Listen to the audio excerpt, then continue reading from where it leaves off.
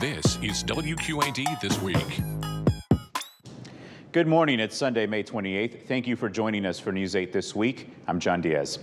He is a familiar face here in the Quad Cities, and this morning we're taking time to learn about Captain William Hawk Albracht. The Rock Island native has served our country in so many capacities.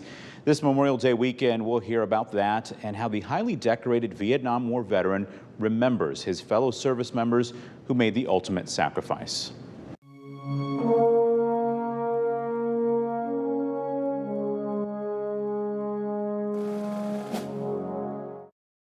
And joining us now, Bill Albracht. Bill, thanks so much for taking the time this week to chat with us. My honor. Let's, you're born and raised here in the Quad Cities. I'm a Rock Island boy. I went to Catholic grade school there and Allman Catholic High School, and I never really left the area until I went into the military. But you've been around the world, seen so many things, but you've always come back here. You must love it. It's my home. Yeah. It's Quad Cities, and you know, what is it? It's joined by a river, so to speak, right? Mm-hmm. Yes, this is my home. This is where my friends are. This is where my values are. This is where I really want to be, and I just enjoy the area. There's everything I want is right here. Take me back. I want to say 1966. Correct me if I'm wrong. No, that's it. You graduate from high school. Yeah. Tell me a little bit about your decision to join the military. And at the time, did you have any idea of what was ahead of you? Yes and no. Vietnam was really, really heating up in 1966, and me and my best buddy Joe Murphy, we went down to Sergeant Curlis at the Rock Island Army recruiter, and he goes, "Can I help you boys? Now, it's really heating up. The draft is high. Everybody's tensions are up." We said, "We want to go Army, Airborne, be paratroopers, and go to Vietnam." And we're 18, he looked at us like we had two heads.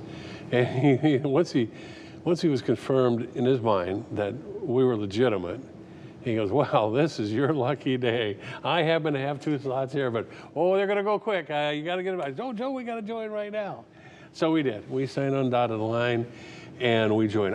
We were looking, both of us, to serve our country, to do that. And we were looking to excel in something totally different, and we're looking for adventure. And by God, we got it all. So off we go to Chicago. We went through the physical, and the guys my age around here, they can all tell you about going up for the physical. Some of them were actually ended up getting drafted or joined. Others didn't make it through the physical. And hand raised 3 October 1966, and we headed out to Fort Campbell, Kentucky, to Clarksville, Tennessee. As I joke, but it's lost on the younger people when I said we left the Chicago depot at 11:45 inbound down to Fort Campbell, Clarksville, Tennessee. We literally took the last train to Clarksville. Mm-hmm. Again, now that used to be, got a lot of chuckles. Now people are, "What's he talking about?" So, right. Yeah. And then they got us under, and as the Army did back then for both of us. Well, for all of us, everybody came in, they retested you.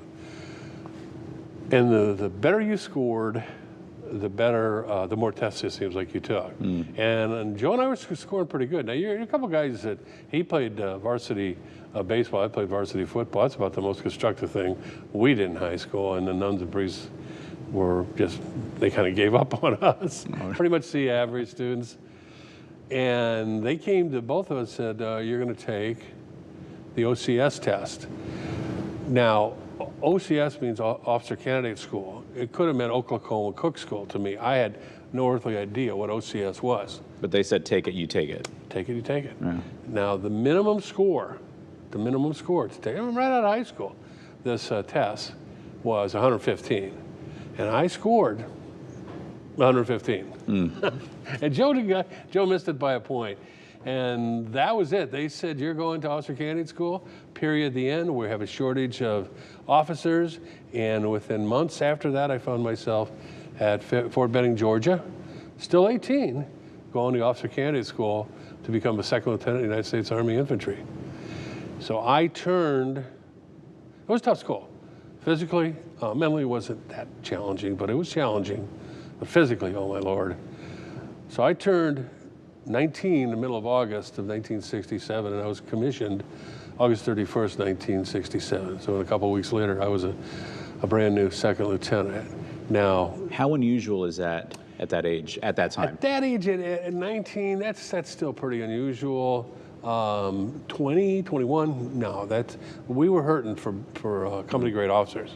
So it was the way it was at the time. You tell the people now, they go, well, that's impossible. I said, well, no, it's not. So I volunteered for Special Forces, Green Berets, if you will. And they accepted it. So I went from there to parachute school, jump school, became airborne, and then to Special Forces training at Fort Bragg. That was tough. Yes, physically, but you know, I'm 19, I'm just out of 6 months of intense training, parachute school. So, I mean, I was in top shape. But mentally, my Lord, cerebrally, what they threw at you was incredible. I mean, it was tough. A lot of studying. Now, I'm not going to say I graduated at the bottom of the class, but I could see it from there. Sure. So off I go, and like every good second lieutenant at the time, I raised my hand to go to Vietnam. And this is what I was trained for. It's what I've always been trained for, and I figure I'm a hell of a lot better trained than the other guys that are over there. So I'll do. You know, maybe I'll save somebody. Maybe I'll save somebody from going. Real quick, when you look back at all of these things that you volunteered for quickly and raised your hand for, do you look back and think, wow, I didn't know what I was raising my hand for? Or did you know, and were you sure you wanted to do all those things? I knew and I was sure. Okay. I was going to serve my country